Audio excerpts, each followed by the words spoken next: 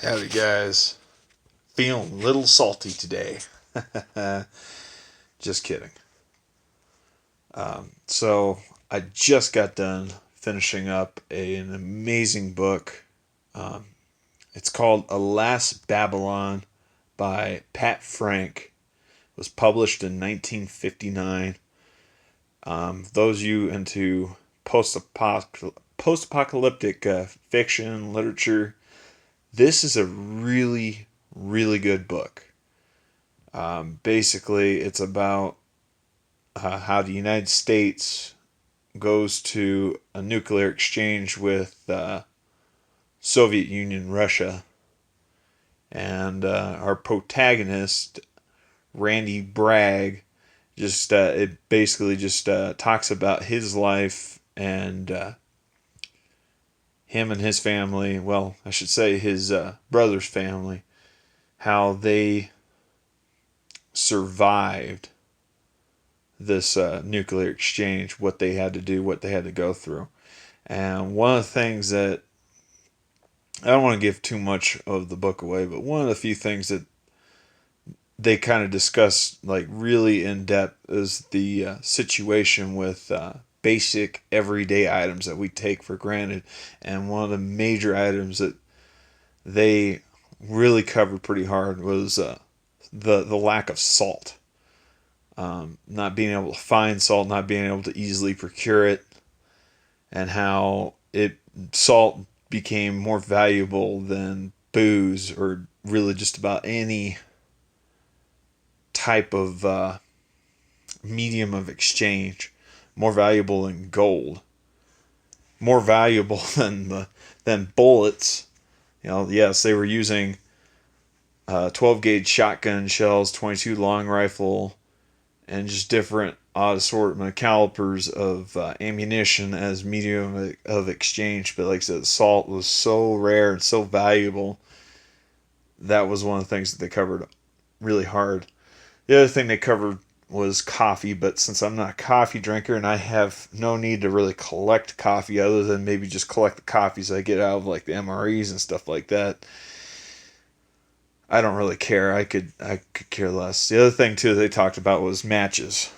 So today went over to the dollar store and actually went to two different Dollar Trees. I cleared out their Himalayan salt. I bought almost 50 pounds worth. This is I think this is like 46 pounds of salt right here. Like I said, I would have bought 50 if there were 50 bags to grab, but there weren't. Well, got 50 individually sealed 1 pound bags. Actually, this wouldn't be right here. This would not be a too bad of a trade and barter item right here. Just 1 pound bag. Of course, I'd probably be willing to trade my containers of just regular iodized salt before I traded these, because these are a little bit more deluxe. They're a little bit harder to find.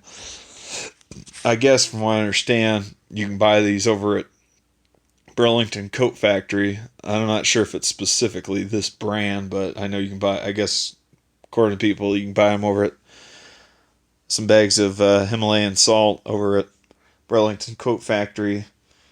I don't know what they go for. Like I said, these aren't really that easy to find. They're not incredibly hard, but they're not easy to find because, like I said, your usual stores don't sell them unless it's like a kosher store, like one of those all natural stores. I'll tell you what, one thing I do find a little bit ironic here. They put non-GMO verified on here. Not like you can genetically modify salt, because salt's kind of an organic material. It's more or less a mineral, a mineral from the earth than it is anything else. But something to keep in mind for your food storage needs: keep plenty of salt. Very versatile, very useful. Used from everything from just flavoring your foods to preserving meats, because this stuff it does not allow bacteria to grow, and this stuff basically just stores indefinitely. So as long as you keep it dry, it stores indefinitely. Like, it will not go bad. Bacteria will not grow on this stuff. Henceforth, why bleach is actually made out of salt. Yeah, like I said, use it for preserved meats, pickling, canning. Even you can even use this stuff with a mixture of baking soda to brush your teeth as a replacement for toothpaste when toothpaste runs out. So, like I said, just different things to keep in mind. And you do need salt for your electrolyte balance. I mean, you could drink all the water all day long, all the water in the world, and still get dehydrated because you don't have any salt, any salt or potassium to maintain your electrolyte balance. And Himalayan salt actually also has a lot higher content of iodine, which is something that you need. And it's also something to keep in mind. Make sure that you got plenty of iodine, especially when it comes, if we're ever to have a nuclear exchange. I don't think it'll ever come down to that, but I mean, it could. You don't want your thyroid to be absorbing a whole bunch of irradiated material. What would I want to say? I just got done saying it. Radiated iodine. That's what it'll do. If you take in enough iodine, your thyroid, if you take enough iodine for that day, your thyroid won't try to absorb any iodine from from any foods or anything else that you've taken in, or even the atmosphere or your environment. So, yeah, just stuff to keep in mind. Like I said, matches was another thing they talked about.